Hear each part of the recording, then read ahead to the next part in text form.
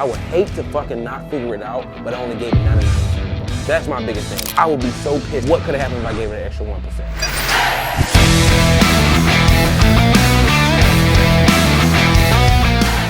All right, guys, what's up?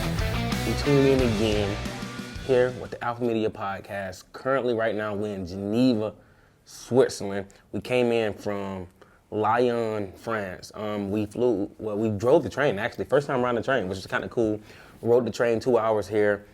Literally, it was kind of cool experience. It was kind of like chaotic, super chaotic, because it's not like getting your seat in the orderly fashion. It's like, hey, first come, first serve, so everybody rushing through, old women pushing you out the way. So that was kind of hell of an experience. Now we know, just next time, just go up in there, just knocking everybody out the way.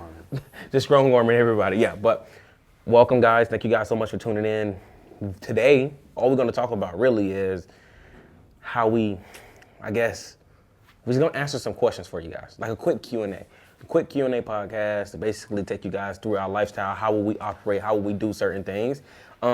This one, we had, 4 rooms, all men in one. The neighbor downstairs, upstairs, and next door to us, they called and put complaints on us. That's how we get down in the right voice. No, sir. All right. I'm the only one throwing. All right, but. All right, nah, guys, so let's go. I guess the first question that we're going to ask is, man, Ant, Damari, if you guys were to go broke, lose it all, what would be the first 3 moves you would make to get your money back? Am I going first? Yes, sir. You can go first. It's probably gonna not be like the coolest shit ever, but I'd probably go get a job. Okay, I like that. to be real. Okay. I go get something simple, something easy where I could just start collecting a check. Okay. But I wouldn't make it like too extraneous. I would make it be a job where I could like spend time like learning about something else. So Okay. For example, like one of the first jobs I had, I was working in the hospital, just patient transport, nothing crazy, making Oh, shoot. a little bit over minimum wage. But I had a lot of time to where I could just like listen to podcasts. Mm-hmm. I could just like listen to stuff, whatever it may be. So I would get a job to where like I could still learn other information. Yeah. And that's kind of like where I started learning about a little bit like money, stocks, and Okay. online sales and all that stuff. Okay. So for one, I'd get a job, and then 2, I would probably start listening about some skill, whether it's probably something online, money related, Okay. online sales, creating like own like offer, something like that, but just where I can start learning about just how to make money outside of my job. Okay. And obviously, saving the money I am making from the job. And then lastly, I'll probably save up and kind of damn near what I'm doing now. And Okay. Save up, like either for coaching, like a mentorship, or to pay somebody to help like advance me Okay. into whatever it is that I'm learning about. I like that. So yeah, those probably be my 3 moves to get some money back. Yeah. But yeah, it's probably not the sexiest shit in the world. But that's personally what I would do if I had nothing and I had to like Start get back over. on. Boom. That's what I'm talking about. I like that. You want to go? Yes, sir. Okay, so if I went broke today, what would I do to get my money? First moves, no. The 3 First moves. 3 moves. Okay. Yep, first 3 If I moves. went broke today, first 3 moves I would make to get my money back. 1, I would go get an online sales job. Reason being, it's probably one of the only professions. There's probably other ones out there, but that I know of, that you get paid solely off what you do. So like I'm dirt broke. I know I gotta provide for myself. If I could outwork everybody else there, no matter if it's a terrible offer, I'm gonna make some type of money. Okay. And depending on what the offer is, you kind of dictate your schedule. Okay. So first, I will get an online sales job and just work my ass off there. Probably try to save up about like $10,000. Okay. Second thing I do with the $10,000 is try to put myself somewhere in like a real estate wholesaling space. Okay. Because people want to say like wholesaling, you don't need any money. Yeah. Obviously, you need some money to attract some leads. Quality leads. You don't want to waste all your time cold calling. We're not going to be taking sales calls, making money. So get some type of inbound leads coming to me. Okay. And then obviously work those leads, try to collect some money that way. That way I get lump sums of money instead of working 12 hours a day to try to get commission. Still performance-based, still based off what you do. Now you're just getting bigger spreads. And then lastly, I will put myself around like-minded people. So let's say from that 10K, I invested 5. Hopefully it made back at least 25. Probably pay to go to some type of mastermind, put myself around like-minded people, and you are who you hang around. So once I'm in with those people, I know sales, I have a skill, I can actually contribute some type of value to those people. Wholesaling is also a skill. I know how to talk to people. I learn how to negotiate. I can fix people's problems. Now I'm putting myself around like-minded people, and hopefully I can invest with those people and just grow that network and get back to where I want it to be. Okay. I like that. That was a good one. With me, if I lost all of my money now and I would start over, what are my next 3 moves? First, rob a bank. Second, rob another bank. Third, move to Panama. I'm good. No. But all jokes aside, what I would do is kind of like different from what Damari said, which is kind of but unique. First thing I'll do, I still have the same mindset that I have now. First thing I probably would do, man, is learn sales, but not sales for someone else, because I already have that skill as far as in like marketing, right? So people pay me a lot of money for marketing. So I would sell myself to real estate investors or sell myself back to e-com companies and say, hey, I can help you scale up. So I would go that route and just start a business, start reaching out to numerous of people, probably go to a meetup. I go to a meetup and say, hey man, I'm a marketer. I do marketing for real estate investors and I sell myself on that. That's one thing I have noticed is that I'm really good at selling myself just as well as selling my service. So that'll be the first step. Second step would be, honestly, if I was to do it again, lost all my money, sell it a couple times, then replace myself even faster. And then third, like all of us said, is probably hire a mentor to streamline the process. But my first would be start back over from scratch, cold calling, finding prospecting. I'll be just prospecting to sell my service. The second one is to hire someone as quickly as possible to be able to fulfill on that because I'll just scale it up real fast. Third is I will go and probably hire a mentor to help stabilize it, more or less. Okay. I think that'll help project me into like, to get it back the quickest way I know possible, other than robbing a bank. But okay. So yeah. With what you know now, you beast at marketing and all that, how long Thank do you. you think it would take you? Thank you. Let us acknowledge that. Only comment he gonna get from me today. Okay. So, how long do you think it would take you to get back to a comfortable position if you start from ground zero, like you don't have anything? Man, I ain't gonna lie. I think 2 months. I knew you was gonna say something Which is, like that. cause think about it, 4 to 6 months, we scaled up, multi-millions a month. You know what I mean? So it's like 4 to 6 months. So it's like, hey, I know everything I know, all the hiccups that I made, I can cut that time in half. Okay. So it's like, what can I do effectively? Like first client I get, ads. First I do sales calls. I would do that shit so quick that it'll probably crash, which is why I pay the mentor to say, hey, I scaled up so fast, it's unstable. Now help me stabilize it. But I do think it'll probably take me like 2 months to get back up there. And that's the thing about anybody in business. It's like getting it right the first time is hard. Second time will be freaking easy. That's why it's hard. That's why, like you see people that have played the lottery, they'll win the lottery, but they go broke and they never get money ever again because they never develop the skill. It's just, hey, fill out a piece of paper and maybe I get lucky. With this, it's like preparation, and all of that shit. I put in all of the work. So it may be lucky. I may reach out to the right client at the right time and had them, but still, when I had that opportunity, I was able to perform. Most guys wouldn't be able to perform. So I just know for a fact I'll probably cut that time in half. However long it took me to get here, I cut it in half for sure. I think I can cut it in 1/4, but for content purposes, I'm gonna say I can cut it in half. And I don't think I know sales, I know marketing. The 2 skills that needed the most. Regardless, whatever business you're in, you always gotta market yourself or you always gotta sell yourself. Why people dress nice? Why our cameraman like to dress nice? Like, he like to feel good? It's because he like to market himself. Then he go and talk to a lady. Now he have to sell the lady on why I should get in your bed tonight. But more or less, I have to market myself. What's marketing? It's what he wear, how nice he want to look, and stuff like that. So I think everything is marketing and sales. Next question. So I got a question for you guys. It's a 2-part question as well. Okay. So, I feel like to get to any type of success, you got to take risks. Okay. Right, and everybody's risk management is different. I guess for you guys, like, what's the biggest risk that you guys have taken that didn't work, and what's the biggest risk you guys have taken that did? Good question, Ed. That was a great question. You want to go first, or? You go ahead. Yeah. That was a good question. So the question is, what is the biggest risk I've taken that did not work out, and maybe what's one that did work out? I would say betting on myself, because it don't work out at first. right? But that's kind of like a generic answer. I'm gonna say something more like hiring.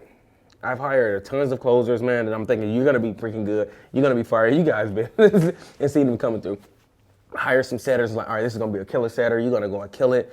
And then I'm thinking, I'm betting on them. I put a lot of money behind them, put a lot of training behind them, and then it's going, they just up and ghost you, right? So I would say that's probably the biggest risk I've taken is like betting on the wrong people. Cause that's like, I think my risk management is like, all right, did this person say he can do what he's gonna do? Does this person do it all the time? And if I did put a lot of money behind you, would I get my return for putting that money behind you, right? Yeah. That's more or less my biggest risk. Some people I didn't get my money back from.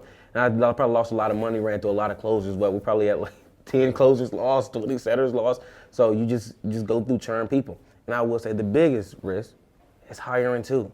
Because from that same perspective, I done met great guys like you guys. I ain't saying you guys are the best, but I done met guys like you guys, and they come and can perform, and like Mia, and then like top setters like Luke, he's trying his best. You know what I mean? Like guys like that, I had the opportunity to have them, and those were risks. I'm like, all right, I can go hire this guy, I can put a lot of money behind you, because all it is, me increase ad spend, that's as risky. I increase ad spend, and a team that can't freaking handle it, ad spend is through the roof, and I had a team that couldn't handle it, business is tank quick. That's the quickest way to tank business. I've been through there before. Literally, I've been through there. Were you on the team then? Yeah. No, he wasn't there when those other guys was there. Yeah. No, he wasn't there. Okay, yeah. Put a lot of money in the ad spend, guys, like a lot of money in the ad spend. Did it for like 3-4 weeks, lost like 50 grand, 60 grand just on these two guys, and they was failing to perform.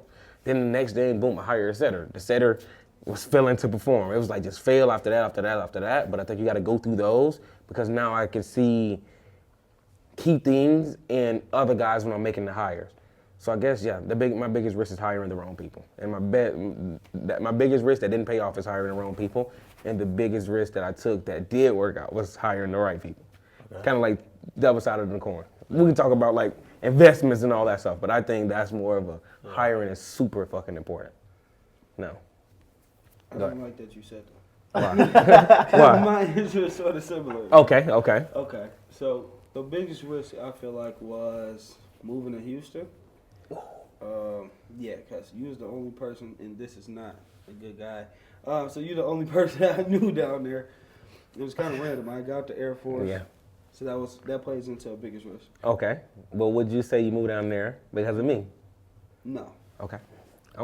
Butterfly effect. Courtney likes to think that he's such a major part, man. Yes. Butterfly effect. Coincidence. Okay. Oh, it was a coincidence? Okay. Yeah, but the biggest risk that I've taken... same apartment. Literally same... I had the apartment picked up before I even talked to Courtney. Then I called Courtney. I was 18. I wasn't 18. I was 20 at the time. But I've never been nowhere besides like Michigan and Japan. Yeah. So I'm looking at apartments, and they all like, every apartment got a pool. I'm like, bro, this apartment got a pool. All of them got pools. Yeah. It makes sense. We in Texas, but ours had 2.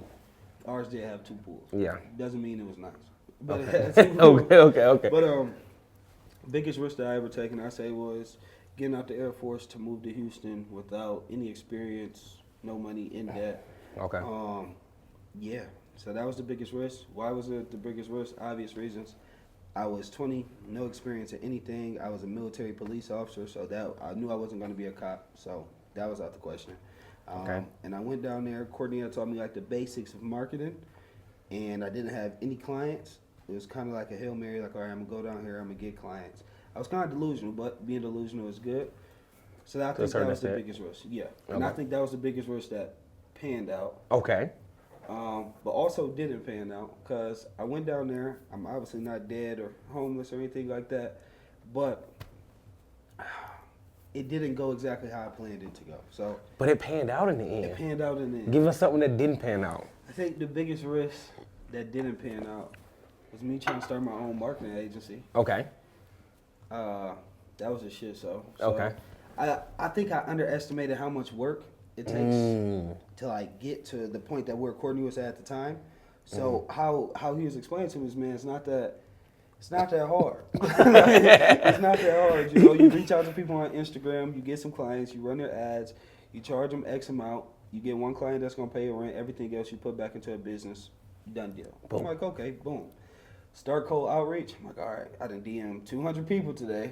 One reply, they told me stop DMing. Get up, do it again. Yeah. So I think me trying to start my own agency, then when I did get clients, I didn't know how much work it was to like keep those clients, to actually perform and have good customer, fulfillment. Yeah. So I think that was one of the biggest things that didn't work out, biggest risk that didn't work out. But in the end, I feel like that one still worked out because it got me to where I am today. And now, if I ever did want to start an agency, which I never will, I see what you go through.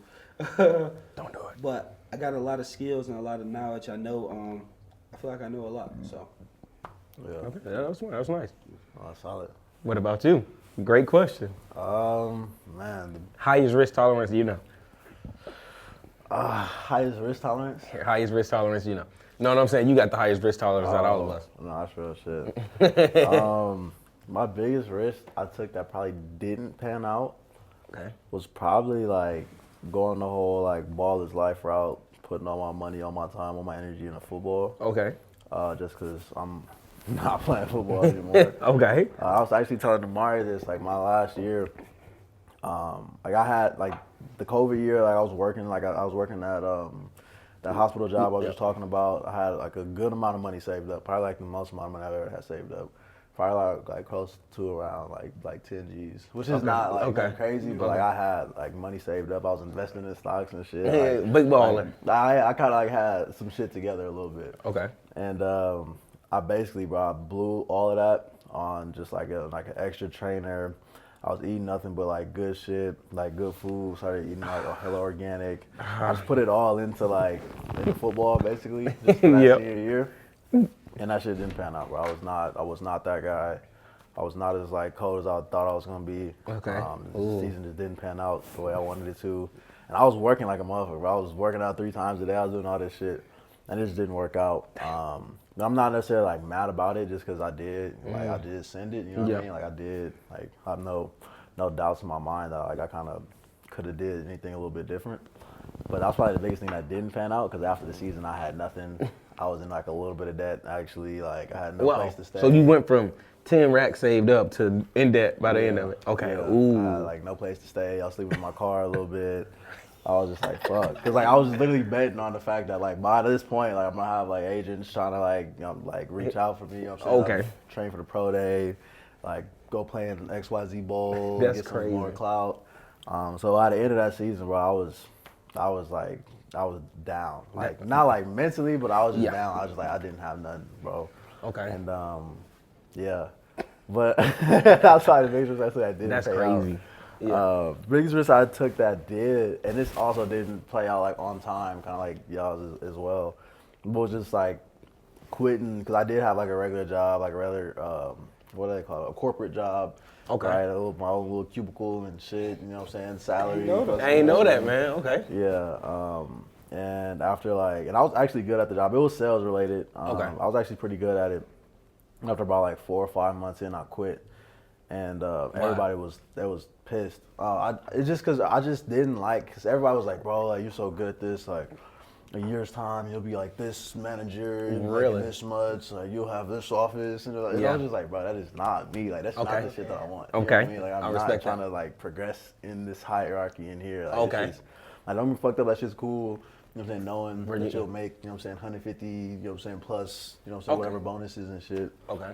But it was just like, bro, like I'm not this type of guy. Like it just felt fake. It felt forced. And I don't know if any of y'all have ever been in a corporate, probably not. But anybody that's watching, been in corporate, you know how it is, especially as a nigga. Yeah. You're just like, you know, like, hey Sally, how you doing? Your weekend was great. Like, you know what I mean? Yeah. It's just so fake. It's just not real. It's not authentic. Yeah, you want to go, what's up, bro? How you living? You good? Then you came from football too. Yeah. So it was all that. Yo, what's up, my nigga? How you doing? I'm chilling. Nice. Hey Sally, it's a pleasure to meet you. How's that pup? Yeah, literally. How's that Yorkie? Type shit, Yeah, okay. It's fucking cool to talk. It just wasn't me. And I was super good at the job, but it was just like, bro, that shit was not it. But it wasn't a culture fit, you think? Or it wasn't that you ain't want to work a corporate job? It was both. It was just like, I mean, the culture fit was great. Like, it was like, they had like games and shit. We'd go out to bars and shit. Like, you know, around the company, like they'll take you out to eat. And, like, it was cool. Like, it wasn't like the shittiest culture.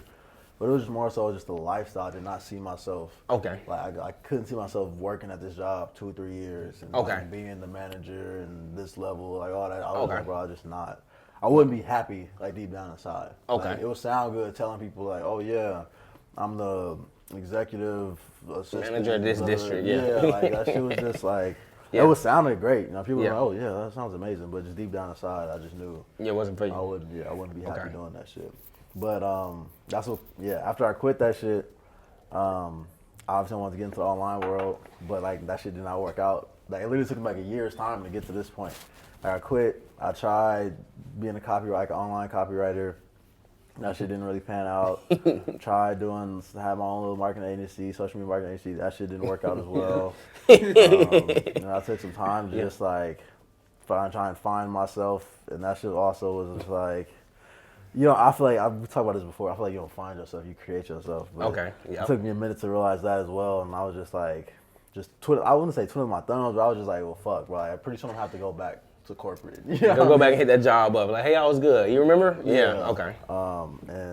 So after just trying a bunch of different shit out, and finally going like door to door, that shit was probably a risk too that I didn't want to take. Yeah. I was able to find you guys, and things still ain't fucking sweet. yeah. But by no means. Yeah. But that's kind of how I got here. But okay. yeah, the biggest risk I took that didn't work out was giving my life to football. Okay. That shit didn't work out.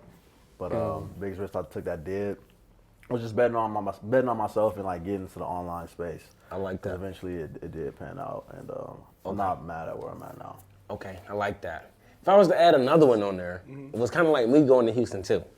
Because like you came, I influenced him to come down. I talked him to coming down. He leaving all that out, but we ain't gonna say that. That's for another podcast. Sold him. I sold him on coming down. I'm a great sales guy. I closed him. I got the messages, but that's for another story. Gio, we gonna have you edit the messages. You gotta edit. You gotta put them in there. But I think coming down, man. Like when I went down to Houston, I think I only had like 2 clients paying me like $500 or like $1,000 or $2,000. I think my stepdad had to fucking personally PG me for the apartment and stuff too, because he was working a job and he had the money. Like my revenue would not give me the apartment alone. And when I paid the first month rent and the deposit, I think I only had like $500. I booked the plane ticket. I booked everything. I was like, I'm moving to Houston, Texas, January. It was like December. $3,000, all gone. As soon as the clients paid me, boom. First month rent, deposit.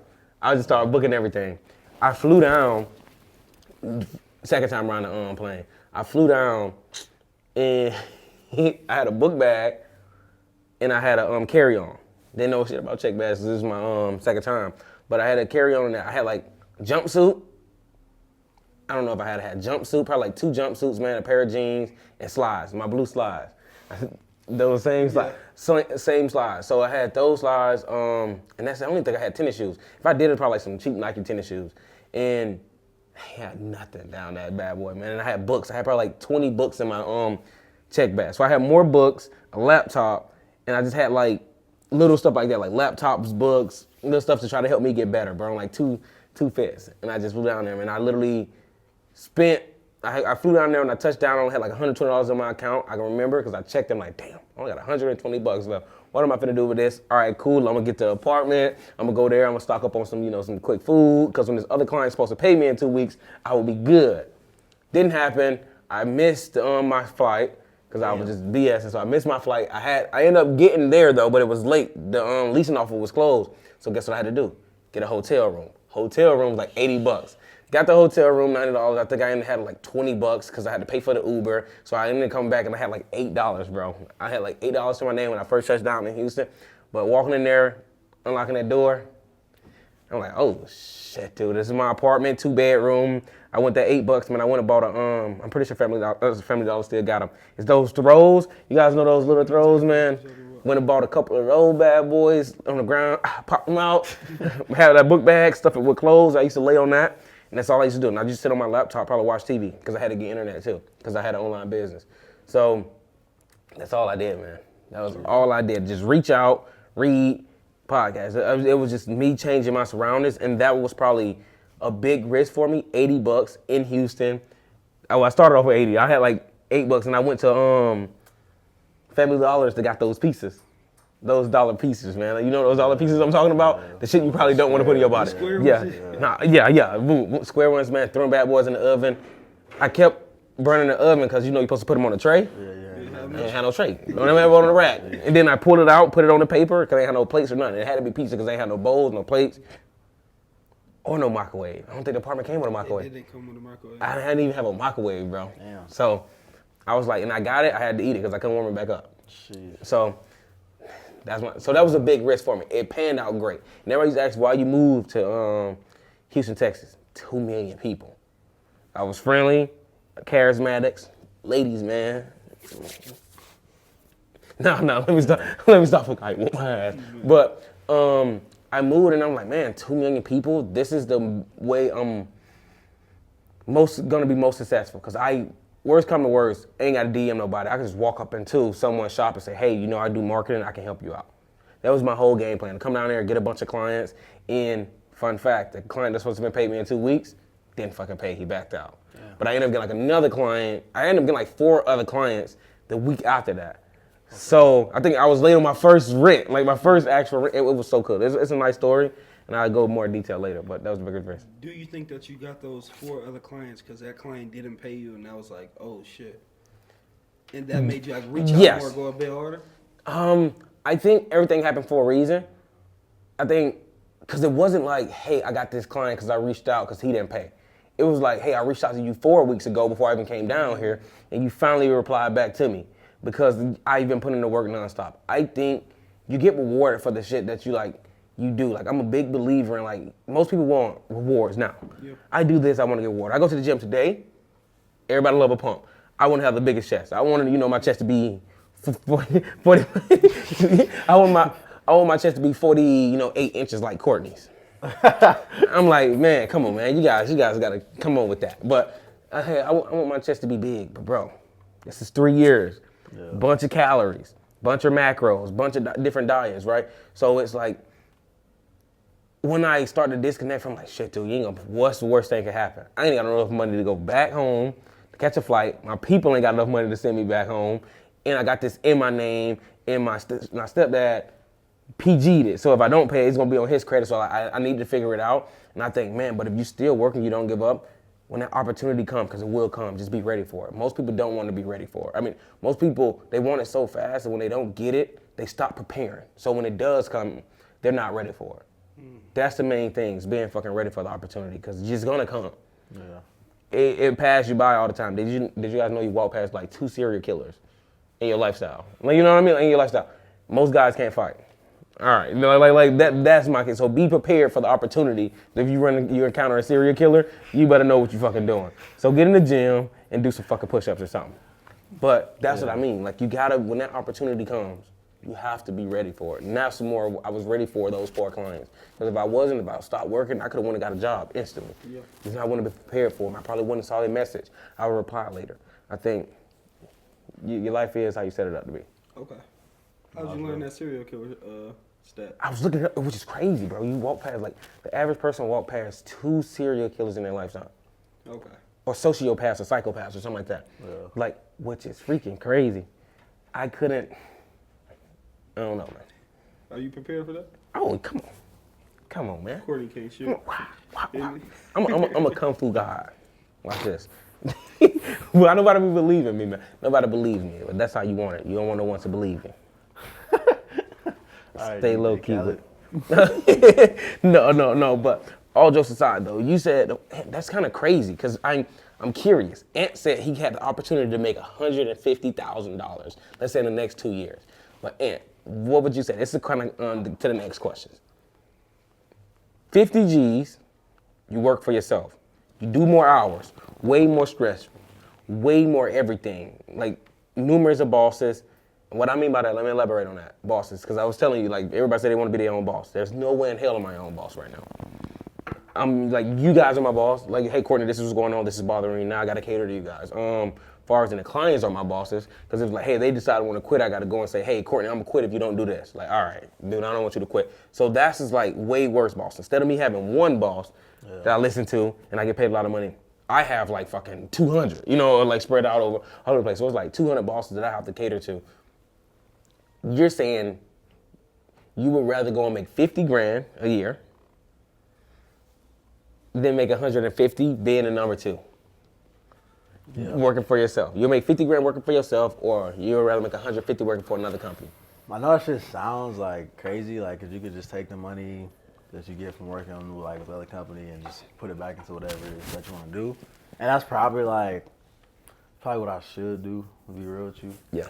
But it's just like, with the second round, yeah, like you said, you do have like a bunch of other bosses with your clients, with your employees, whatnot. Yeah. But like working out of the job, okay, could you show up in a cowboy hat talking about the stuff you talk about on the company calls? Could you still be like 100% of Courtney and not have to worry about HR writing you up, and not have to worry about do you worry about HR writing you up? Not here, bro. Oh, okay. We got an HR here. You will probably I'll be sued a couple times. We had an HR department. It'll be a little different here. Yeah. But you know what I'm saying? Like, you can be yourself 100%. Like, obviously, you still have to be professional. You know what I'm saying? You can't be, myself. Yeah. I can't be, a prospect. Yeah. But still, at the end of the day, like, you can still show up as 100% like yourself. And like you can to a degree in the corporate space. Like, obviously you can still be authentic, but there's still gonna be like a degree. You're not gonna want everybody to really know you like that. Know the real you. Okay. Yeah, and that's just how I felt. I was just like, bro, like I can be cool here. I can talk to whoever. You know what I'm saying? We can be personable or whatnot. But 9 times out of 10, I'm probably not gonna kick it with you outside of this. Just 'cause, you know what I mean? Okay. Like, just because we really probably different. Really, okay. On the same wavelength. Okay. So I feel like with this is like, it is more of a headache and it is less money, but it's still the freedom to know at the end of the day, like, it's still like, I'm still me, and I'm still at least like trying at bare minimum to forge a path like on my own.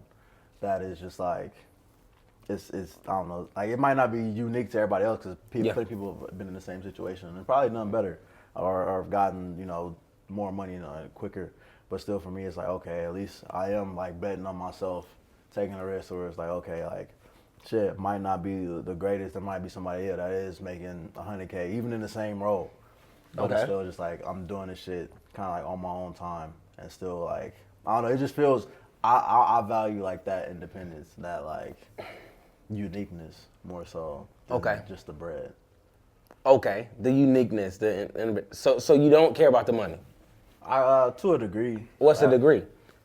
I mean, as long as I can eat, as long as I can. That's very but you saying that for the pot? Fancy. Ant is the most fanciest guy. Hey man, I wanted a penthouse. I want the what's your favorite car, Ant? The Urus.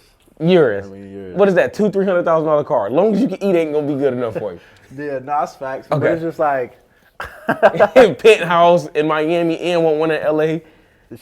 Yeah, dress nice. Look at him with this sweater. This is cashmere, 100% cashmere right there. That's a what? $3,000 sweater. Nah, man. I don't even know how much it was. $1,000. $1,000. Less than 100, probably. Okay. But just make it look like it's 3,000. Yeah. That shit Gio say. Yeah, it's the person rocking it. Okay. That's all it is. But don't be fucked up. The money plays a big part in it. But like, I don't know. I'm just big on just like being myself. And I just feel like I could not do that shit. Okay. Corporate. I couldn't do it, even if I am making more bread. That's just like. Who is Ant though? Tell the podcast, who is Ant? What do you mean being yourself when you say being yourself, Ant? I just mean like being Ant. Who is AB, Lil Tone? Yeah. Who is that? What do you mean when you say, hey, I want to be able to go here and be myself here? Yeah, I just don't want to have to like fake anything, bro. Like, with the corporate shit, you can't. I felt as if I couldn't be just like loose. I couldn't like crack jokes. I couldn't like curse and shit. But like, you think you're gonna be able to do that with your prospects when you start your offer? Maybe not with the prospects, but I can do that. Like, I can still. Well, it'll be a little bit more lonely. So you still have to fake it with the prospects.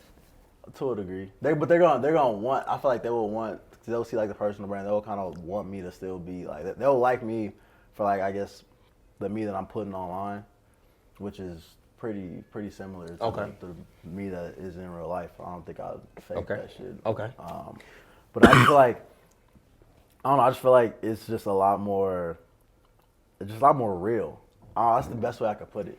I don't know if that's like a cop out, but I just feel like when you're in that corporate role, like nothing's real. Did you kind of put that limitation on yourself though? Like you think like, all right, I'm in this corporate space. All these people, they aren't like me.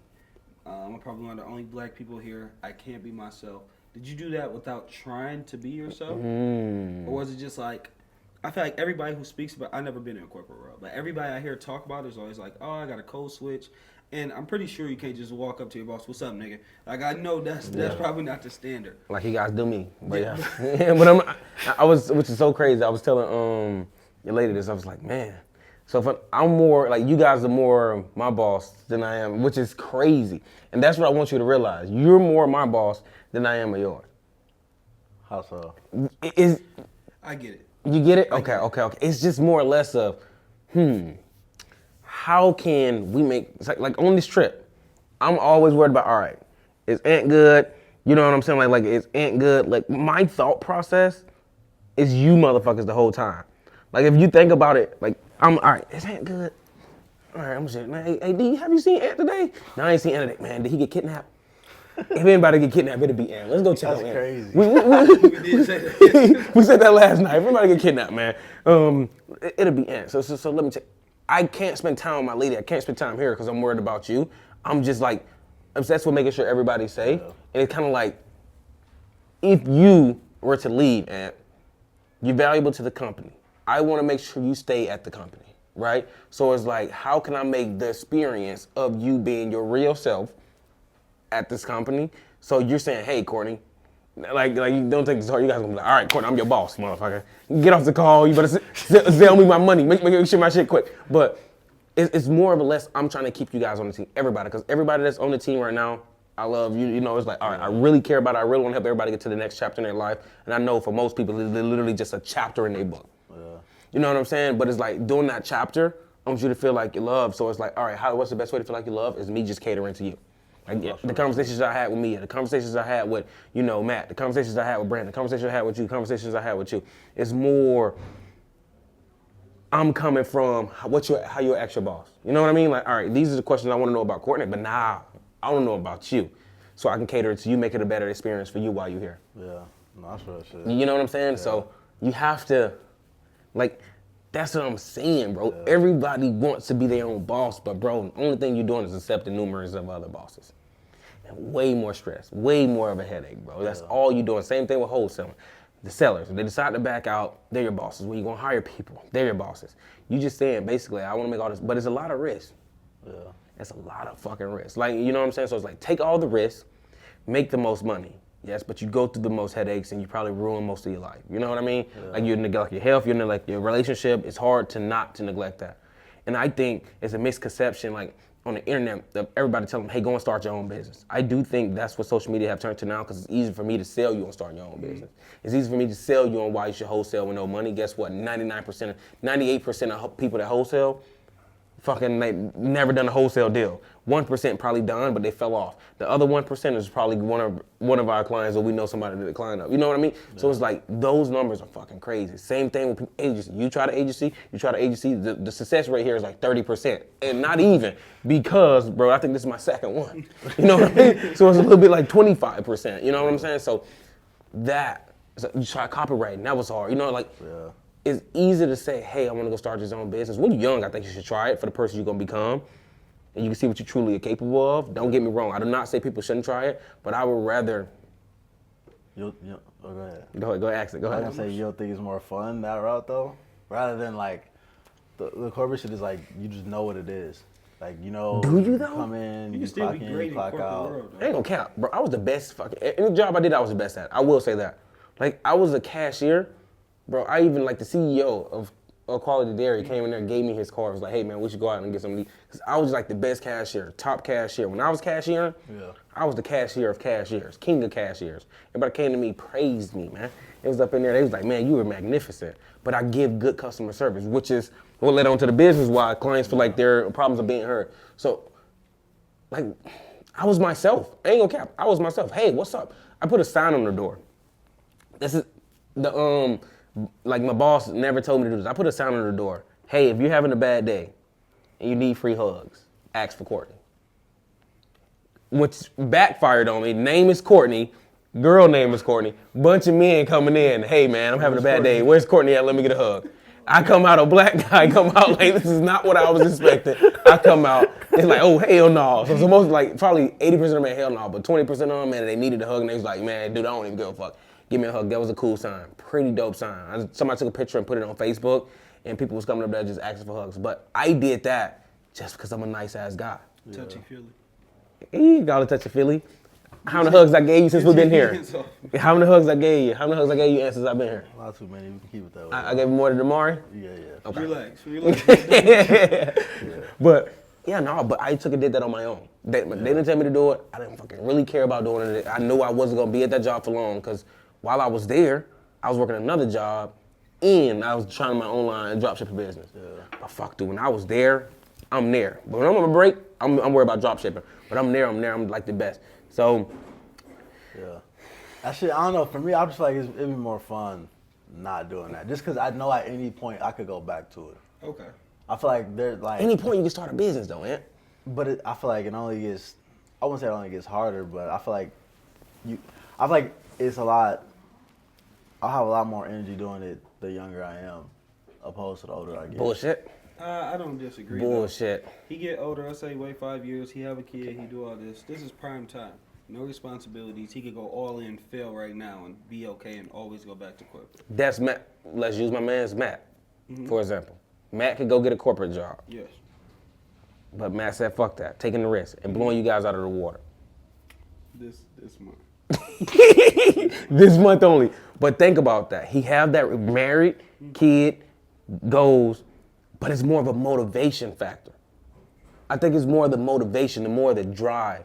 Like, that's basically, you guys are saying, hey, I get more responsibility the less I'm going to want to try to chase my goals. I'm not going to corporate. But I'm saying from his point of view. Okay. I just feel like it'd be harder. The older you get, yeah. I think so, man. I think that's Age ain't no cop-out for me. But that's how they think. If you think like that, stop fucking thinking like that. It's going to start. I don't care if you're 30, I don't care if you're 40, I don't care if you're 60. Did you know KFC, the guy started when he was like 52 years old? He was like, man, dude. 55, actually, I lied. He started when he was like 55. And there's like... super rare. No, it's not, bro. That's super rare. No, it's not. Look it up. That's why that's such a big thing. Look it up. How many successful businesses started with somebody that was 55 that didn't already run a business? Look it up. But or corporate. Like think about this, bro. Corporate for 10 years. I'm not promoting corporate. I'm not promoting business. I think everybody should want to be an entrepreneur because I do think entrepreneurs are going to save the world. But if the world had nothing but entrepreneurs, it wouldn't be able to function. So it's like I'm kind of like biased. I want the people that genuinely care about being entrepreneurs. Because me going to go get a shirt from fucking China for $10 and selling it for $20, I don't think you're contributing that much to society. You know what I mean? Mm-hmm. Like, you're not honestly solving a problem. I think entrepreneurs solve problems. Like, there's somebody that's fucking figured out a way to recycle these bottles because they want to, solve a problem. Right. There's this guy we met at the cigar lounge. He said he's literally started his cigars so he can help with cancers and help with vets. Like, that shit is... Isn't that kind of, was it ironic you started the cigar line that help with cancer? Yeah, but uterus cancer. Okay. Uterus cancer, because he said his sister-in-law has, like, uterus cancer. Okay. So he's like, hey, man, I started a cause because I know people smoke cigars. And by the way, if you guys don't know, fun fact, you can smoke 1 to 2 cigars a day. It have almost 0 to like 0.0001% chance of you getting cancer. You can smoke 1 to 2 stogies a day. I had to explain that to my mom.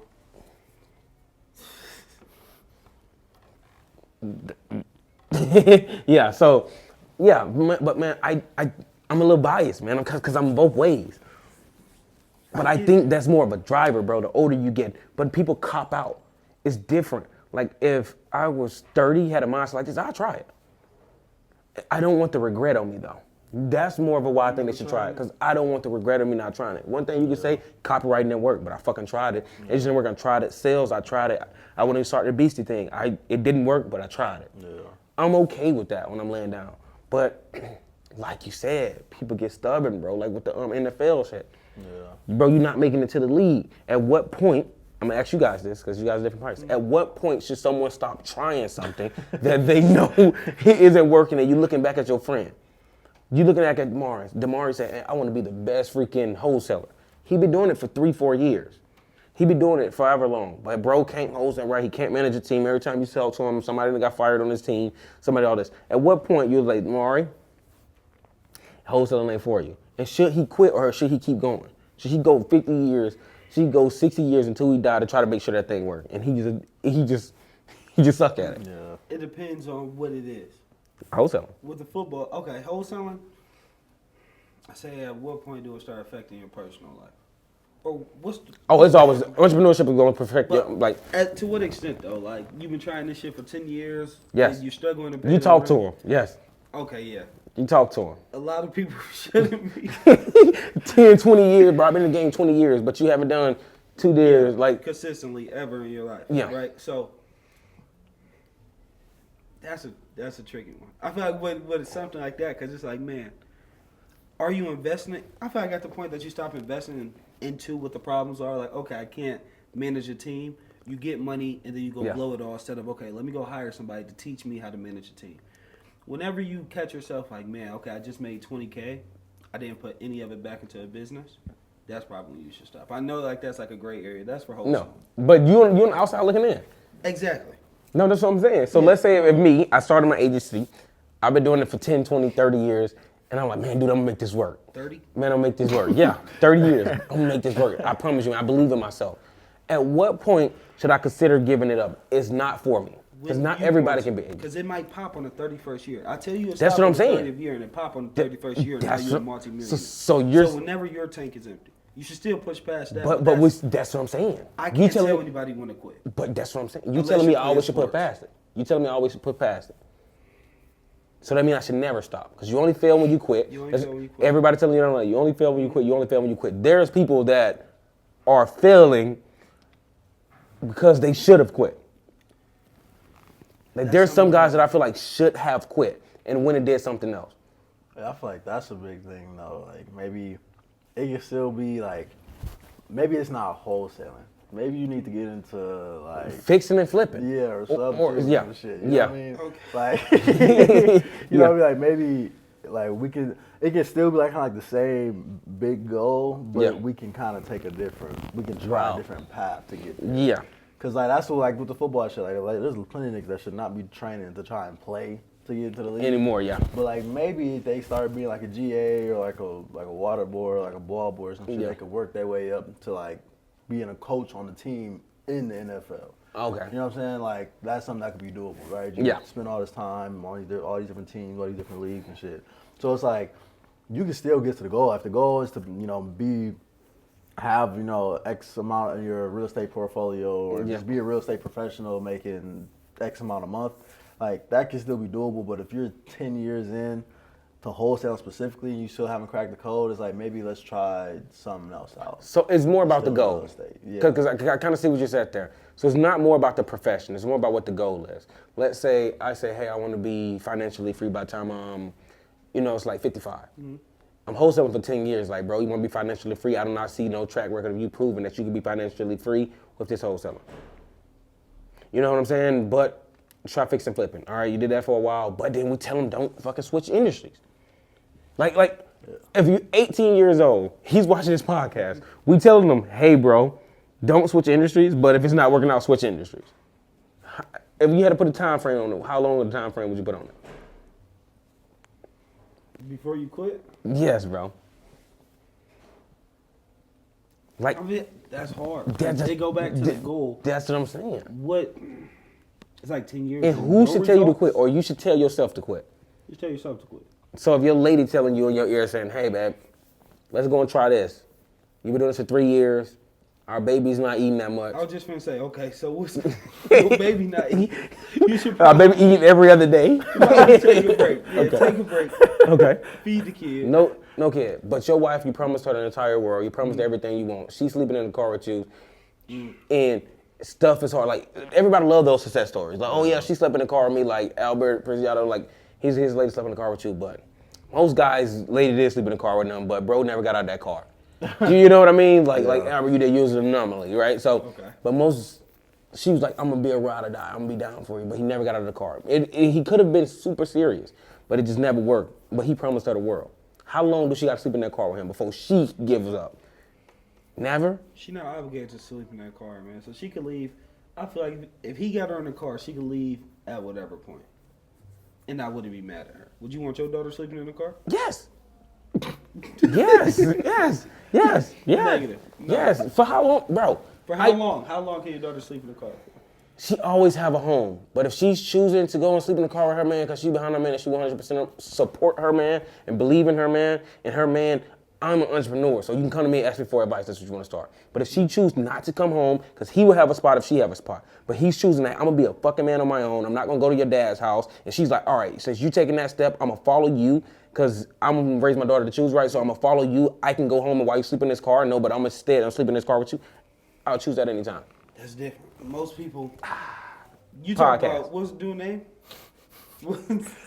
What's dude name? That's a good clip right there. Albert, Albert Preciado. Okay, he's an anomaly. You're an anomaly. We talk about the average Joe Schmo. You But talking about most people sleeping got, in the car. there's rarely, if we're talking about anomalies, bro, any daughter that's sleeping in a car right now could go home to their pops. Could go home to somebody, they A lot of friend. people don't have pops. But they got friends. We know somebody that literally were homeless for the point. She went to a friend's house. You and your boyfriend could go to your friend's house? Your boyfriend can stay in the car. If you honestly wanted to leave, you know what I'm saying? The It's like- question was, how long should she stay in that car? yeah. How, if she was my daughter or if just in No, general? we talking, you don't got no kids, right? Okay. So we talk about the normal Joe Schmo. Okay, the normal Joe Smo. How long should the female stay in the car or the guy? Should she stay in the car? The guy should stay in the car until you figure it out. That's fine. But The average would Joe you be Smo. mad at her for getting out of the car So fast? Yes, because Because she never believed in you? yeah.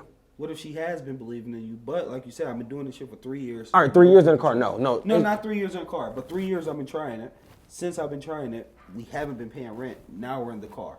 But you believed in me this whole 3 years. We had eviction notices, all this. Somehow. But I'm doing everything I said I'm gonna do. That's important. Okay. Am I just? Am I saying I want to do it, but then you're gonna see me play the game? Okay. Yes. As soon as you get in the car, all right, I'm out. Yeah, I'm out. But if you're doing everything that you said you're gonna do, and I'm looking at you, and I'm like, all right, you're gonna figure it out because you figure out fucking problems. I think she should stay in there until He figured it out. he figure it out. Okay, that's different. If you Those are believe two him. different scenarios. Okay, my bad. But if he yeah. So yeah. Okay. It's all depending on the circumstances. But should I think he's in the car and he telling you he's gonna do it? Like you gotta have proof that he is who he say he is. Man, I'm really big on that. It's easy to say, hey, I can take a sales team from 200,000 to 500,000, or to $1 million. It's easy to say that, but if you ain't doing proof, you ain't showing track record of you actually trying to do that. You know what I mean? You know what I mean? It's easy to say that, but like just think about that. Easy to say it, but let's say hypothetically this person that's supposed to take it to $1 million, right? You see every time you see, hey man, this is what's going on. They asking questions. They're reading books. They're trying to get to the next level. They're listening to a podcast. Hey man, I heard this on a podcast. What's your thoughts on this? Hey man, I saw this in the book. What's your thoughts on this? Then you're gonna be like, all right, this guy is measuring everything up, even though he's not there, but he's gonna get there. Instead of a guy coming to you saying, fast hands. Like, well, this hypothetical guy, he liked this song called Fast Hands. But think about that though. Right, yeah. What would you like? Would you be in the car with that guy, or would you be in the car to come to you and say, man, I listened to 5 podcasts today. I took notes on this and this and this. You will have your daughter like, be in the car with that fucking guy. Because he's going to figure it out. He's trying his fucking best. If he don't make it, he can at least say, man, I didn't make it 100%. That's what I would rather do. If I fail, I'm going to fail 100% because I gave it 100%. I would hate to fucking not figure it out, but I only gave it 99% of the problem. That's my biggest thing. All right, I only went 99% at it, and it failed. I would be so pissed, like, man, what could have happened if I gave it an extra 1%? You know what I mean? Like, and my mom like, all right, fuck, and you can never get that back. If it fails, you can't get it back. You know what I'm saying? So it's like, just give it 100%, give it every fucking thing you got, and you don't figure it out, fuck, I gave everything I got, it wasn't meant for me. Yeah. That's what most guys aren't doing. Those are most guys in the NFL. They probably wasn't, when they were able to league ready and go to the league, they was only giving it 98%, 95%. Then when they realized this is what they really wanted, all right, bro, it's a little too late to give it 100%. You ain't got 100% because your 100% isn't the same as like a fucking 21-year-old 100% because you pushing 29. You know what I'm saying? So it's like, give it 100%, bro. Fail, I'd rather fail at 100% than fail at 99%. You know what I mean? That's me. Sure. You know? I like that. How long? until you should quit? Yeah. The girl or should the guy? Shit the guy. At 100%? Bro, if you get 100%, Yeah, if you are giving it 100%, truly 100%, you should never fucking quit. Because it's going to happen. It's gonna happen. Because what is it? Luck is when opportunity meet preparation. It's gonna happen. And when you get it, and if you literally gave it 100%, you will be prepared. And when the opportunity hits, because it will hit. And they say opportunities, fun fact, opportunities only come around every 7 years. Every fucking 7 years. If you guys did not know that. Did you guys know that? I feel like I heard that before. You heard it from me. Nah. He never give me credit for shit. He never give me credit for shit. But did you? So every 7 years. So if I prepare, let's say 7 years, bro. You can be in that car for 7 years. I guarantee you. But are you willing to give it 100% for 7 years? You'll start off at 100%. We had a setter came on. I kept telling this particular setter, hey, bro, that's called a setter high. I call it a setter high. You don't make calls. I can make 10 G's. I can go and make $5,000 a month as a setter. I'm like, this is crazy. I never made this amount of money. 2 months in, I'm doing 200 calls a day. That setter high wears off. You're no longer giving 100%. Now you're giving it 80%. Why? Because now I'm laying up with my girl. Now I'm, worried about my girl. I'm on the FaceTime with my girl while I'm making calls and just saying, hey, how you doing, beautiful? You look so good. Hey, take those panties off for me. You're distracted. But what if you gave it 100% for 2 years with no results? Yeah. That's what the guys did. That's what fucking Elon Musk did.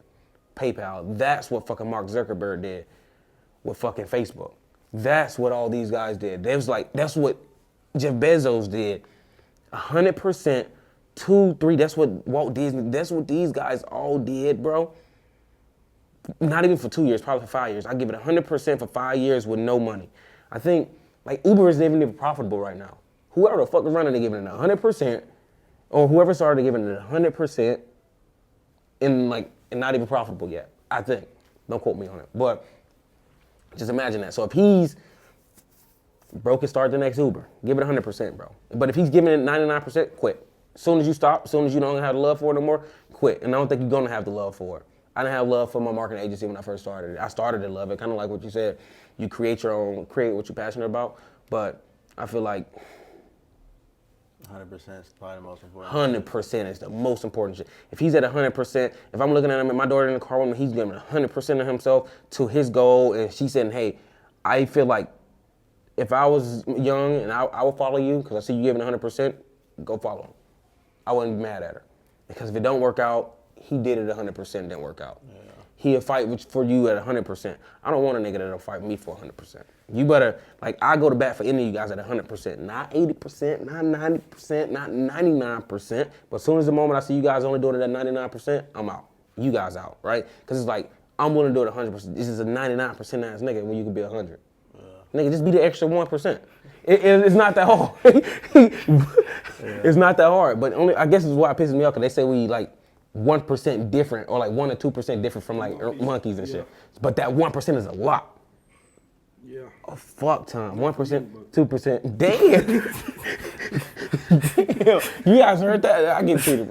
That's why I need the HR department right there. You call me a fucking monkey on the fucking podcast. But that. Yeah, 100%. I like that though.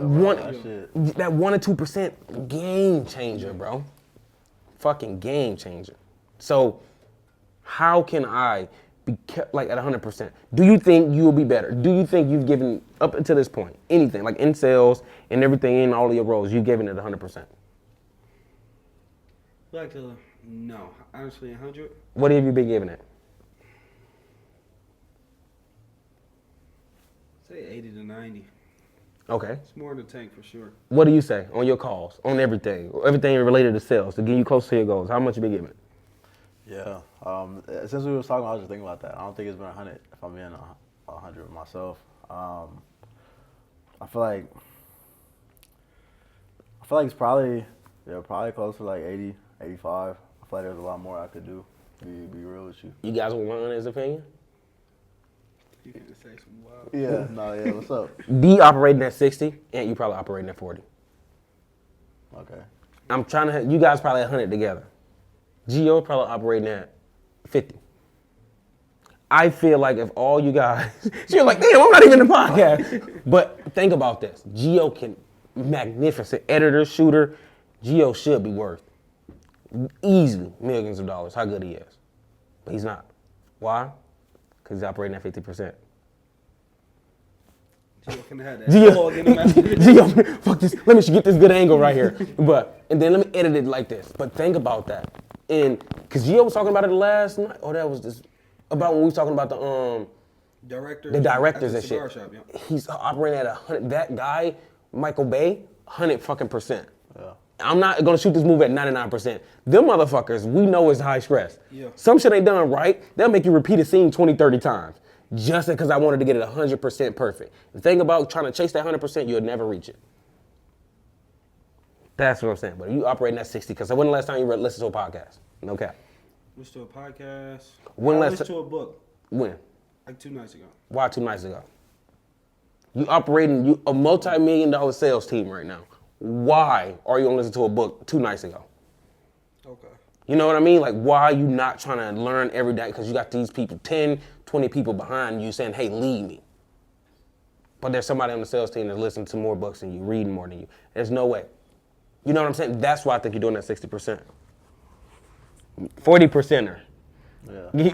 And you supposed to be a shot podcast. You supposed to be did your gym reviews. You niggas ain't living up to who you guys said you guys were gonna be. This podcast isn't too.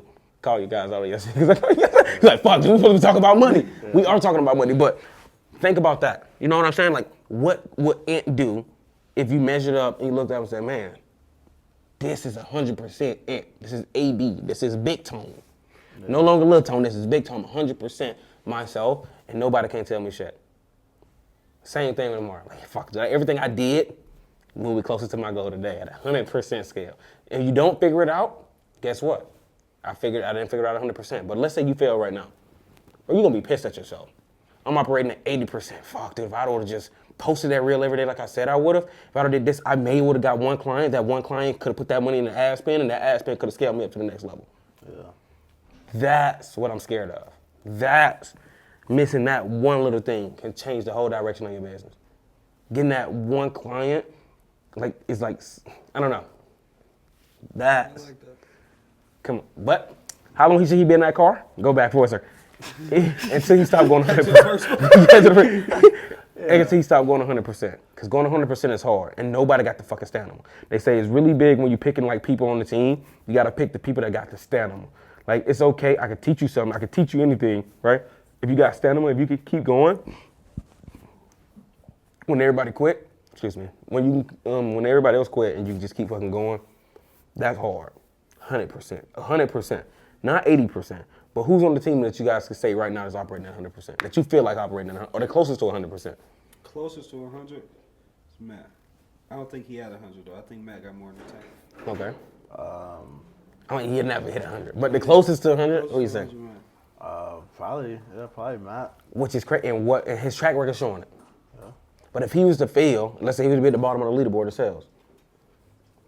I'm at the bottom of the leaderboard at 100%.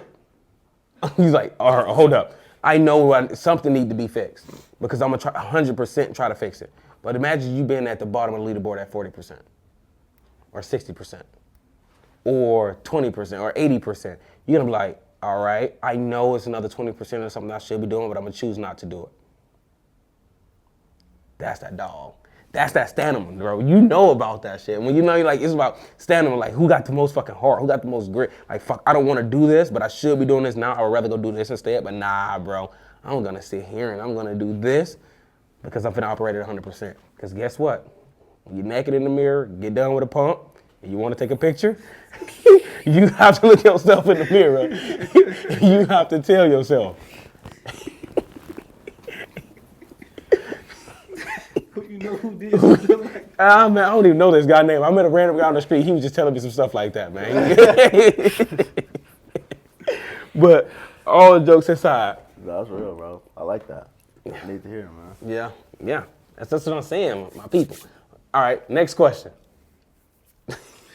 Who got another question? What's the best financial advice that you've ever had, or biggest financial lesson that you've ever learned? Scale fast, bro. Hire Hire. I think I'm in that phase where I'm hiring. That's why I'm reading, like, listening to leadership book. I listened to a book more recently than you. You went last night? Yeah. Okay. I thought you wanted to argue me, D. No, well, but you don't. Okay, we you don't argued pick. a lot yesterday. Okay. We argued out. All right, but yeah, I listened to a book yesterday, and it's just about like I'm more like in the leadership spot. I would say because when I talked to Clive at the beginning of the year, which is so crazy. Like when I talked to Jared at the beginning of the year too, and I was talking to all these guys who were just like, bro, hire fast, go get a credit card. Both of them told me the exact same thing. Clive told me, hey, go get a credit card and then just go hire people. You'll be able to scale faster. And it was like, what? But it was like, man, come look back, it's probably like 10 guys there. And I took heed. I think as far as in revenue-wise, I surpassed them all. At that, and I was probably the one that was making the least amount of money, probably like 1 or 2 of us. And then 1 or 2 of us that were making the least amount of money surpassed them all. Because we actually took action and we compete. You know what I'm talking about. We was competing with each other. You know what I'm saying? And that's what kept us. But it was like, all right, go get a credit card, just go and fucking hire people and just actually do it. But then there's guys that was at that same event. It was the same process to do it, but they didn't do it. They are not operating at 100%. So guess what? Let's just stop. Because if they sleeping in their car right now, there's no way I'm gonna have my daughter sleep in the car with them. Because you had the same advice I fucking had. In the same industry I had. How you couldn't crack the code, and I did. Because I fucking took heed. So I guess that's the biggest financial advice, or biggest advice I've been given this year thus far, because it allowed me to like project like 10x. Was that this year? The Clive shit was this year. Okay. When I was talking to Jerry, I think it was like last year. That meeting that you went to, right? At the mansion, that was this year though. That one was. But when Jerry told me that, it was probably like a year, 2 years ago. When you went shooting? Yeah. Okay. Yep, when we went shooting with him. Yep. And he was saying the same thing then. I don't think I pulled the trigger then. I was procrastinating because I was like, man, this and this and this and this. But I ended up doing it, bro, and shit shot up quick. Okay. Because people love me. So scale higher. Yes. What was your best financial advice? Increase my risk tolerance. Okay. That's basically what it was, bro. Increase my fucking risk tolerance. It was like, okay, cool. And the thing is, man, like when you got high risk tolerance, man, you don't want to lose the money as fast, so your risk tolerance go down. But it's like, dude, whenever I notice that shit, whenever I'm like, oh, I don't want to put no money in the ad spend, revenue just started to go down. Because I'm like worried about the wrong shit. Like now I can just burn money. You know what I mean? Because I know, like, all right, there's one thing I'm not worried about. I developed 2 skills that like I said, I know everyone is gonna need, marketing and sales. Worst case scenario, I'll be the top sales guy on somebody's fucking team, or I'll be the best marketer for somebody's team I'll be getting paid a lot of fucking money for. So all to wrap it up, man, guys, I know we talk about a lot of money. To wrap it up, learn a fucking skill. It's super fucking important. Sales, leadership. If you know sales, leadership, and marketing, You'll be all right. millions. If you're not making millions a year, you don't know all 3. If you're not making millions, you don't know sales, leadership, and marketing. You know how to lead a team. People that actually want to follow you, people that actually put their livelihood in your hand. Market. If you can really sell a product, a terrible product, or you sell some shit, like you really market a product, let more eyes get on it, target the right demographics, target the right people, like you will be good. And you can sell those people that you targeted, or you can lead people to sell those people that what you targeted. Game changer. Most guys they don't know those skills, but if you can learn any skills, I go marketing, sales, and then leadership. In that fucking order. But you should learn all 3 of them if you really want to make millions of dollars a year. Don't skip neither. Because if you only was a sales guy, you'll make probably what would you say? At least like 200,000. If you was a marketer alone, you'll probably make 200,000. In a corporate job, you'll probably make like 60, 80, 120. But if you was like had your own agency, you probably can make decent money. But if you was both, easily 500. Sales and marketing, 500. But if you had leadership in sales, you can make like 600. Just because you could be like the sales manager and get commissions off everything, right? If you had leadership and marketing, you can go and probably do a team and scale up and bring a lot of people on, so you can probably make 600. But if you had all 3, tens of millions. That's how big the gap is. Just by learning them all. So, I like that. yeah, so. And go 100%. And 100%. Kind of crazy, man, is because if I was to start them all at the same time, there's no way I can get them all equally 100%. Yeah. So, it's like, it's gonna be 33%, 33%, 33%, and I go 3 times as fast as developing them all. I don't think that's the best route. I think sales first. I know I said marketing before, but I really think sales, because like D said, you can go and make 240 grand, 20K a month on high ticket sales, 10K, either 5K being a setter. You know, you can make some money. Make the money, cool, stack the money up, and then while you're making that money on your off time, you're working 10 hours a day, on your off time for the other fucking, let's say you sleep for 7 hours a day, the other 7 hours, learning marketing. So now you learn marketing and sales. Leadership, I think you're gonna have to fail at leadership. You're gonna have to first get some people that wanna follow you. The only way they're gonna wanna follow you if you have a proven track record of you good at sales and leadership, sales and marketing, you know what I mean? So it's like you won't be able to start off with leadership. You probably led your little brother to the candy store, bro. But when you saying, hey, I'm gonna pay your salary and I believe you're gonna pay my salary every month, that shit is hard. You know what I'm saying? Like, hey, if you don't pay me this month, I don't pay rent. That is fucking hard. You know what I mean? Like, that is fucking hard. Not your brother like, hey, bro, you don't walk up the street and don't get the 25-cent candy. That's like, if you don't pay me this month, if you don't get the team together, I don't pay rent, I'm fucked. I literally have somebody on the team that fell in some shit like that, didn't get paid, chose to follow the wrong person, and was like, wasn't able to, you know, be able to do shit just because that person did not pay him. And that's terrible leadership. But I think start off on sales, learn how to make that money, then go to marketing, then learn leadership. You guys got anything to say about that? About that? No, I agree. What do you say, Money Man Ant? Nah, man, I got some work to do, man. I'm only operating at 40%. 40%. He thinking about that. He's like, don't even want to do this podcast anymore. Let's cut it off. Let me go and put this fucking work in. Yeah, But that's what I'm thinking about. But no, I appreciate that though. Yeah. I need to hear it. You know Yeah. what I mean? Do you hear it often? No. Do you think your old lady is more motivational though? Because I think that's what, God, I ain't gonna care. She'll tell me that, like, hey, go get to it, but I'm always getting to it, so she wouldn't tell me that. So it's more like, she loved me so much, she'll confirm my beliefs for me. I don't need to go to the gym today, babe, because I already look good. Oh, yeah, you're right, babe, you look good. Come lay down. Oh, thank you. You know what I mean? Good or bad, though? Good for her, but bad for me, because I'm the man. I feel like I should be like, let's go to the gym. I shouldn't even thought of that. I shouldn't even said that. That's bad for me to think like that. It's her job to tell you, yeah, baby, you look Yes. good. But you need to be stronger. And You need to be like, I don't look good. I'm not looking good. Like, I probably look good for you, but I'm not looking good for me. Like, I'm not looking good for me. Like, I shouldn't even, like, that. I should not look in the mirror and say, hey, I'm not going to the gym. I'm looking because I look good. Yeah. You know, I probably can only gain like 10 more pounds of muscle. When I gain that 10 more pounds of muscle, I'm not going to be like, all right, I gained 10 more pounds of muscle and never go to the gym again. Yeah. It's not how that shit works, because we all in the gym. It's hard as hell losing it. It's hard as hell losing it. No, not Royce. He said Royce. He said instantly TRT. No, but because it's hard as hell losing it, but it's like maintaining is easy. Yeah. Maintaining is, I think, is more build that foundation, kind of like what you said. Build that foundation on your legs. As soon as you hit 30, you switch it straight to calisthenics, and probably a little workouts. Because like build a foundation and just maintain. Yeah. That's all you got to do. So that's the same thing, anything like. But my lady is to motivate me. And she think that's motivating. I can't tell her how to motivate me. Cause is it actually motivation I'm telling her what to do? Why the fuck I just ain't tell myself? Yeah. You know what I mean? Like, all right, I'm telling you, babe, say this to me instead. Yeah. Like I used to be confused, like, all right, babe, you should be motivating me. You know, I'm like, hey, look how Andy Elliott Weiss fucking motivates him, shit on the stage. She's just like that because she's just like that. You know what I'm saying? Like sometimes you get a fullback, Gary Vee said it, you got a fullback, you got a cheerleader. Kai is for sure a cheerleader. Man, you're gonna figure it out. I'm gonna help you figure it out. Stressful day, let me rub your head. You want a back massage? Yep, got a back massage. She's gonna help you out. And Elliot life up and like, I don't wanna spend 30 minutes with my kids per day because that's all they need. All right. Okay. You know what I'm saying? But that's his wife. You know what I'm saying? That's their dynamic. So what would you say, come back full circle, would you say like your lady will confirm your beliefs? Because I feel like that's her job. Like most ladies' jobs to confirm your belief. Yeah, but she'll definitely talk some shit.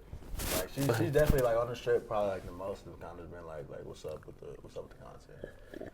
Like okay, especially because like she was helping like record shit. So like, you not posting. You like motherfucker, I wasted my time. No, dead ass. Yeah. So she'll kind of just be like, what's up with this? Like okay, you know what I mean? And so I feel like it's a little bit of both. Cause like if I did want to, it's hard. Nigga, y'all can kind of know, bro. Like that's why I fuck with her, but like, it's hard to like have her do shit that I like necessarily just want her to do just for the sake of just like sounding good. Okay. So for me being like that type shit, like I'm looking good, right? Yeah.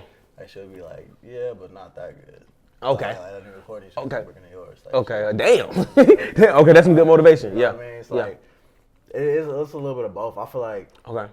but for me, like, I feel like it's more valuable, though, hearing it from, like, a homie. It's like her telling me. Oh, like, he's backing on the last podcast. Yeah. Just watch the last podcast. He go back on his word. Because, yeah, like, her telling me, like, you know, posting this shit, it's like, that's real shit.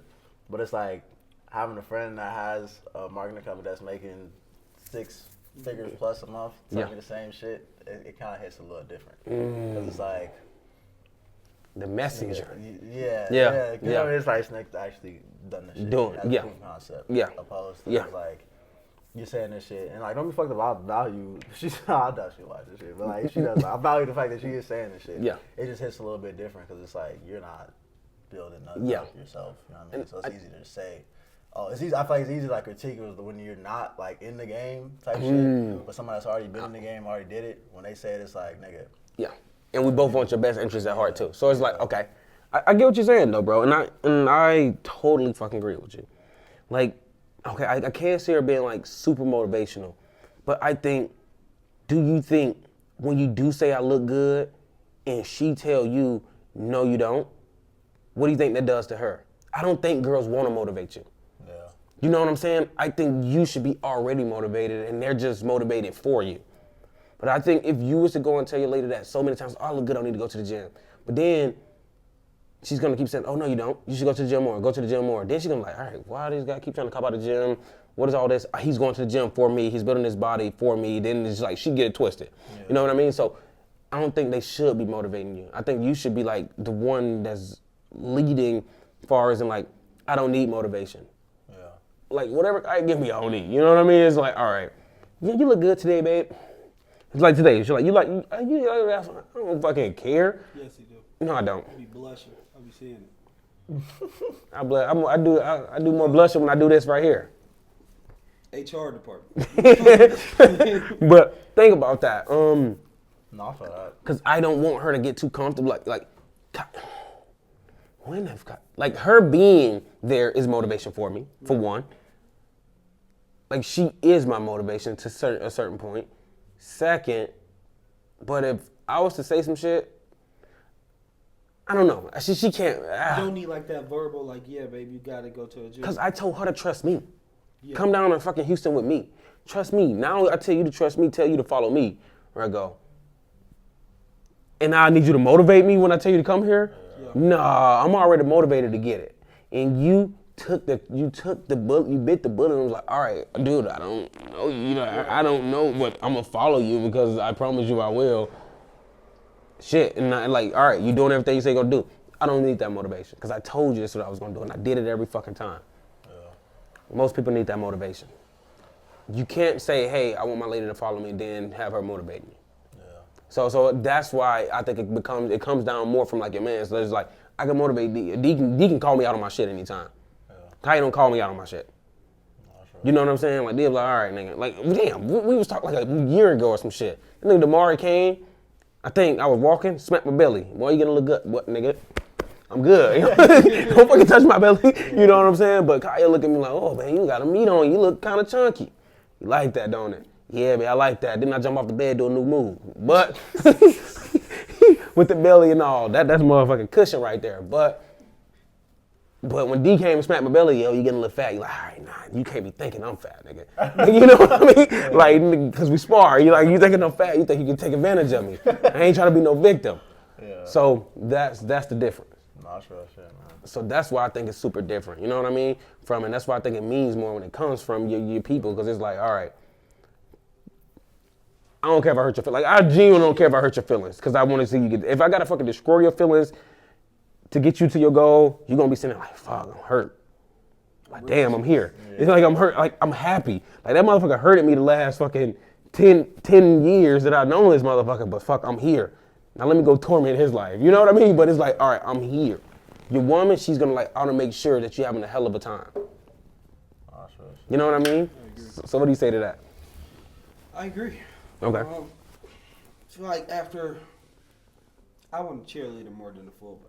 You do? Yeah. Okay. So just stand there and smile. Just stand there okay. and Be pretty, babe. Yeah, just be pretty. I feel like you don't want to put that stress on them. It's like, oh, I gotta keep reminding you to do this, or I gotta do that. I feel like that takes away from them trusting you. Okay. What do you mean? Can you elaborate? Yeah, I feel like all women, most women, I don't know, there's a lot of weird shit going on in the world. Most women want. Most women born with women genitalia? Okay. Or are you saying? What people that identify as women. Or yeah, what are you saying? I don't play that. I'm American. I'm America. That's my goddamn right. But, most women want to be led, whether they, admit to it. Oh. I think most of them want to be led. I think it comes down to, what is it? It was a book. It's something to man. Superior man? Superior Man. I think that was the book I was reading. It was like even down to subtle stuff like, babe, what shoes shall I wear? I don't know which one you like. The black ones. Yeah. That's what they want. No matter if you care about the shoe. Half the time I don't care about shit. But I think now 95% of the time I don't care about it. But they just want that subtle reinforcement. Like, okay, he got my best interest, or he can take control. Girls don't like using their brains. So I feel like when you make He finna get us canceled. Yeah, we definitely get But canceled. that's real shit though. But I'm like, you see just saying the videos. same shit. Yeah, they just Yeah. want to walk around loud literally- together. You walk out on the street, you looking, okay, I might have to kill him. He might be a serial killer. If a car comes, It's a high chance that he's a serial killer. Yeah, Yeah. A girl, all right, we're about to go spend some money. Like that. Like, Yeah, let's go. I'm gonna get this new purse today. Yeah. I feel like that's all they want to think about. But if you start putting even little stuff to where they got to start making some type of decisions, it's only so much of that they want to hold on to. I feel like even if it's little stuff like, should I go to a gym? Yeah, baby, you should. She don't want to say that. Babe, I'm going to a gym. Come on. Okay, you're saying don't give her the decisions to make. Yeah, try to get her making as little decisions possible. Okay. What are we eating? I agree. Yeah, we might get canceled. Yeah, Yeah, that's real. What we about to eat? Yeah. From the women I've experienced. Because Shorty wasn't even saying that shit. Yeah. Yeah. She was literally saying, like, in my head, half the time, like, the only song that's playing is Making My Way Downtown. And Yeah. walking out, Yeah. doing whatever. Yeah. And shit. Yeah. And I was like, in my head, I was like, I'm not going to say what I said in my head, but I was like, okay, like, that's that man leadership type shit. I was like, I'm glad you can feel comfortable enough on that. To be disconnected. Okay. But, That's what I'm talking like, about. That is real, though. Like, they probably shouldn't be making that many decisions. They don't want to, bro. Yeah. I think Yeah. it puts them in like a masculine frame. Oh, it does. 100%. My mom, for instance. Yeah. My mom is like, she had to make all the decisions, 3 boys, 1 girl, so no dad. She had to make all their masculine decisions, so that's why she came out masculine, which is why my sister came out more masculine. That is why, because they had to be masculine. And I think once you step into that role, it's gonna be hard to get back out of it. Yeah. Like that masculine role, like once you step back into it, it's gonna be hard to get back out of it. Just like if a guy go gay, you can't come back, bro. Like you can't come back. You Get a lot of editing on this one. you can't come back after that. You know what I mean? Yeah. So like all jokes aside though, man, you say have them make minimal decisions, which is true. But when it comes down to motivating, it's like you don't think that she should motivate you at all. I don't think you should use it. Nah, if that makes sense. It don't make sense. Explain that, please. Okay, so Please. she should motivate you because she loves you. What do you Right? mean? How? It's- What type it of depends motivation? what type of woman you want. What type of In my motivation? case. You said what? What type of motivation though, D? Talk to us nasty. I think just smile. Good job, babe. You got it. That makes you feel simple. good. Huh? That makes you feel good? No, like her being a good girlfriend, I feel like she should do that. But as a man, if she don't tell you good job, babe, you shouldn't be like, oh fuck. All right, I didn't make her happy today. No, you should be like, okay, I want to get here. That's why it's good to like know where you want to go, because whether she motivates you or not, you're still gonna try to get there. So yeah, she should motivate you on her end for her being a good girlfriend. Yes, she should want to motivate you. Okay. I don't think that you should need that as fuel, though. You don't need Kaya telling you, hey, babe, you're so strong. I like it when you work out. Okay, now I'm going to keep going to the gym. You weak. Now I'm going to keep You going wanna to touch the it? gym. Absolutely not. The camera can't even see that. Oh, they probably can't see that. That's bigger than both of their head put together. Look at that right there. Let's go. You sit through the shirt. Hold on, I can't flex too hard. I may bust through the shirt. Rough. Yeah, sure. Nah, just loose shirt. Big ass muscles. That's it. Right there. You feel me? And seeing that like, yeah. And like he been hitting the gym right after this and goes. Yeah. But go ahead, talk to me. I don't know. So motivations, like you're saying like, hey, go work out, you're looking big. I shouldn't like only work out You because shouldn't of her. need that, Yeah. You should want to do it, and then she should just do that because she's a girlfriend. She loves you, and she wants to motivate you. Okay. I can see that. But you don't need motivation from her. It's more motivation. Us hopping in Muay Thai, you kick me hard. Okay, hold on. When the fuck did his legs get so strong? Okay. Now I need to come. Now I should probably go train. That's more motivation. That's why I feel like having good friends is good. Okay. Kind of like what Ant was saying. It means more coming from your mans. I don't want to say that because you're gonna say. I don't like when he right, man. Yeah, come on now. Having good friends is important because that's gonna go a long way. A long way. Okay. So both of you guys went back on your statement. Absolutely not. On the last podcast. So it seems like Courtney here is the winner. But like I didn't know we was arguing, but how's somebody work? But I think the same thing though too though. Like with motivation, man, I'm telling you, because everybody say, oh, your woman's supposed to motivate you, your woman's supposed to do all this. I think her being your woman is motivation. Yeah. That alone is good enough. Like that alone is being good enough. Like is good enough for me. I don't know. Some guys need it. Like, hey babe, go get up and do this. Hey babe, get off the game. Hey babe, do all this. It don't have the sincerity in it. Like I want to get off the game because I want to get off the game for us, for you. Like I want to do it for us because you chose to follow me.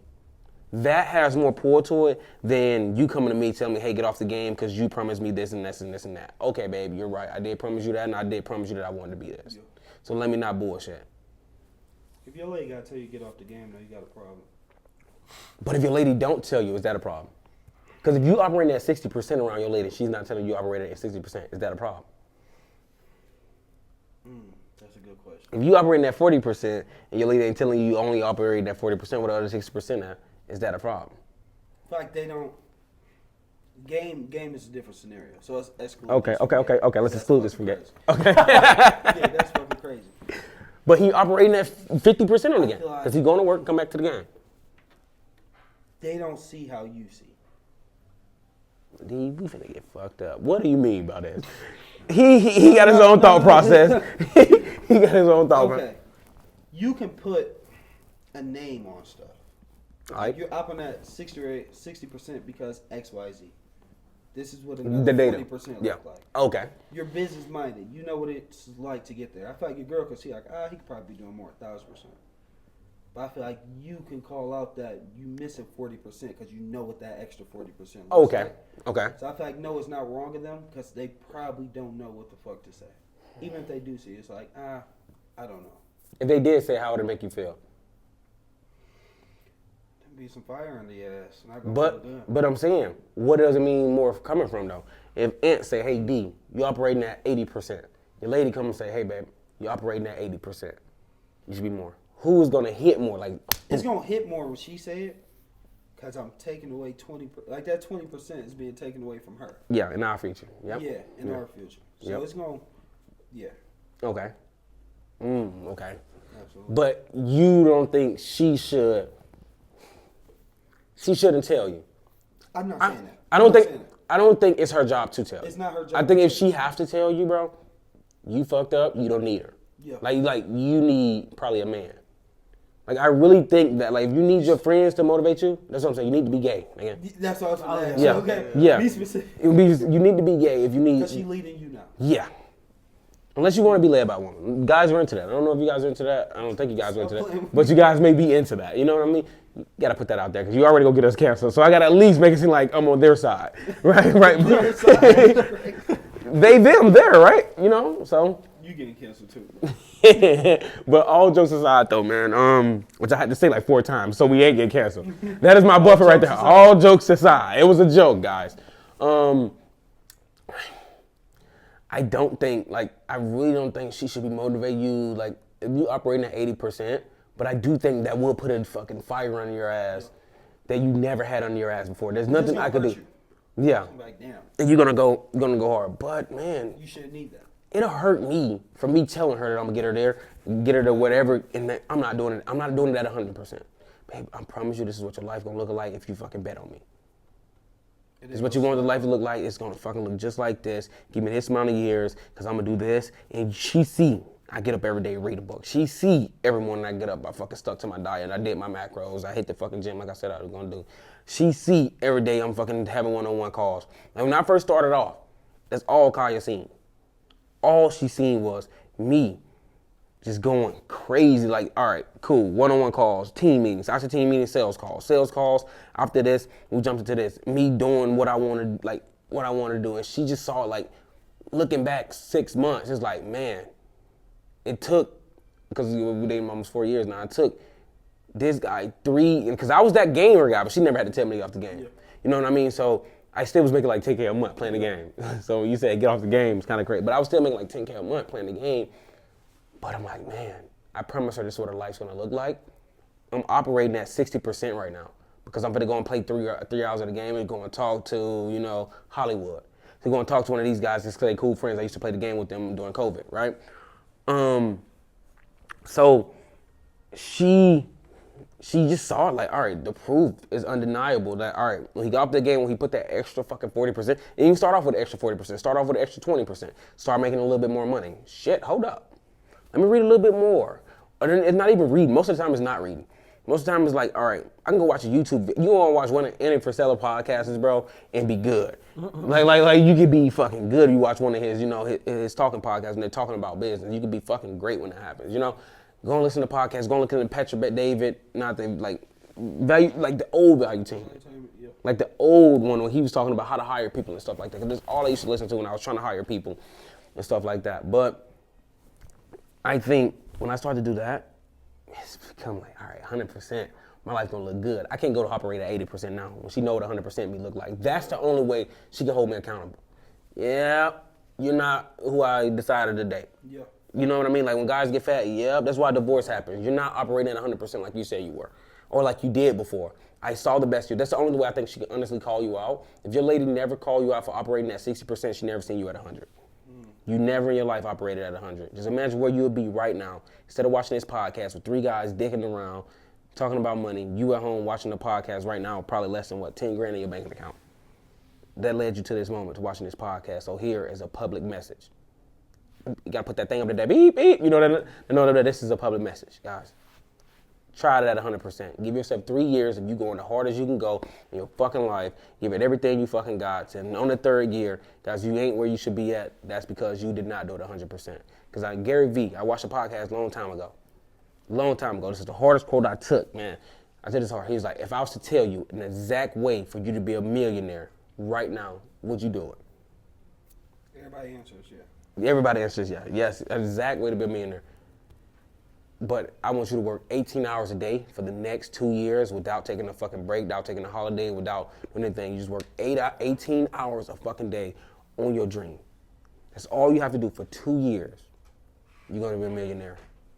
That's how easy it is to be a millionaire. But 18 hours a day, you say, oh, I'm gonna do it. For one, people ain't got, like, what's your calendar look like? You ain't got enough shit on your calendar for 18 hours a day, so you got to prospect. Everybody hate prospecting. You know what I mean? Like, can you prospect for 18 hours? Yes, you can find a way to prospect for 18 hours, but are they gonna do it? No. Like you said, you have to reach out to 200 people on Instagram. How long can you reach out to 200 people before then get one reply and get no yeses? How long can you do that before you decide to quit? I had to do it for 2-3 years. Before then I didn't quit. You know what I'm saying? So it was like, all right, 18 hours a day, every day. She goes, the moment you do 17, the results are different. The moment you do 16, the results are different. If you do it at least 18 hours a day for the next fucking 2 years, I guarantee you, you'll be exactly where you want to be. That's the message to you. But guarantee you that guy is watching it, he ain't gonna fucking do it. You don't look like you gonna do it. You look like you gonna fuck around, probably go play the game, not go read a book. You look like you gonna be a fucking failure, and you look like that you're not gonna mount up to shit because all you have to do is 18 hours a day. I guarantee you. Cut this video off right now and go start.